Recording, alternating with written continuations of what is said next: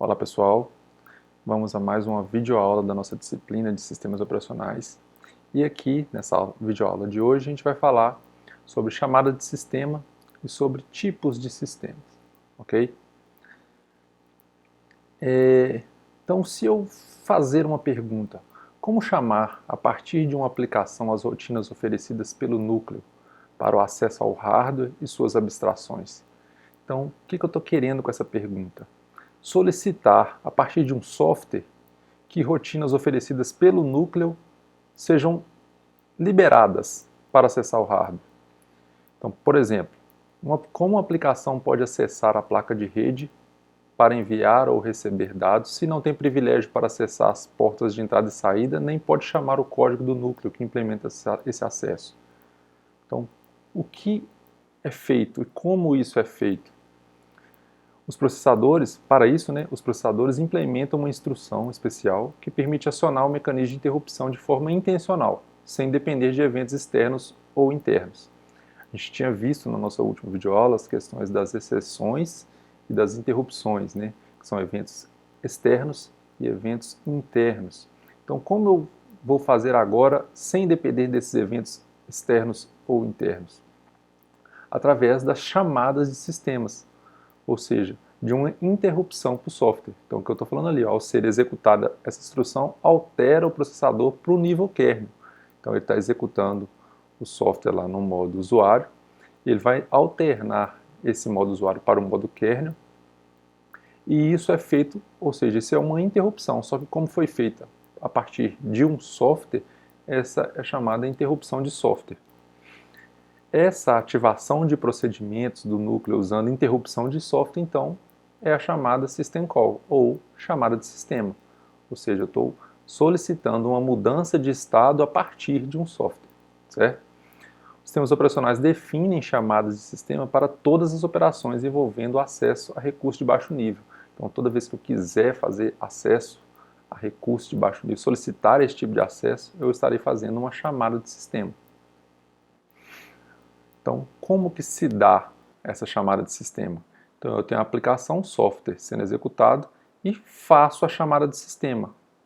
O que ela ocasiona? Ela salva o contexto dos registradores, altera o modo de acesso do usuário para o modo kernel e executa essa rotina no modo kernel. Ao terminar de executar essa rotina, ela volta para o modo usuário, restaura o contexto dos registradores, que ela havia salvado lá em cima, e volta a executar a aplicação a partir do momento que ela tinha pausado fazendo a chamada de sistema. Certo? Então, tranquila a parte de chamada de sistemas, nada mais é, repetindo, que é quando eu tenho uma interrupção para o software. O software solicita uma mudança de estado para acessar determinados recursos que ela não consegue, estando em modo usuário.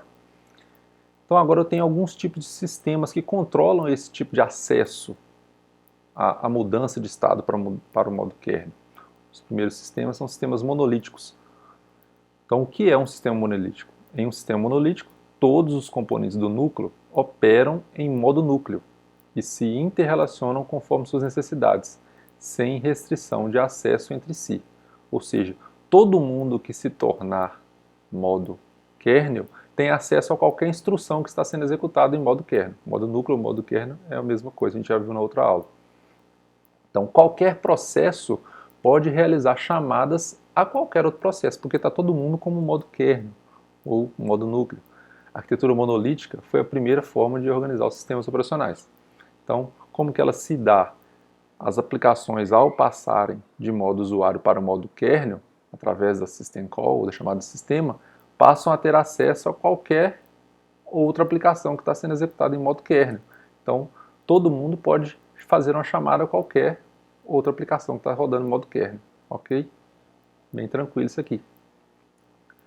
Vantagem dessa arquitetura é o desempenho, porque não tem barreira para poder acessar outro componente. Então, lá, qualquer componente do núcleo pode acessar qualquer outro componente, toda a memória ou mesmo os dispositivos periféricos diretamente, pois não há barreira impedindo esse acesso, já que todo mundo tem acesso a todo mundo.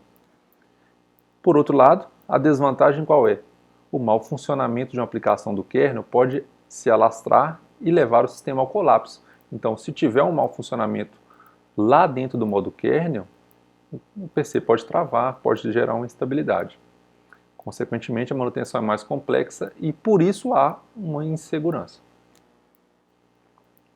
Outro tipo de sistema é os sistemas em camadas. Então, como é os sistemas em camadas? Ele é visto como camadas de uma cebola, onde os anéis mais internos são mais privilegiados e os procedimentos de anéis externos executam chamadas aos procedimentos de anéis mais internos.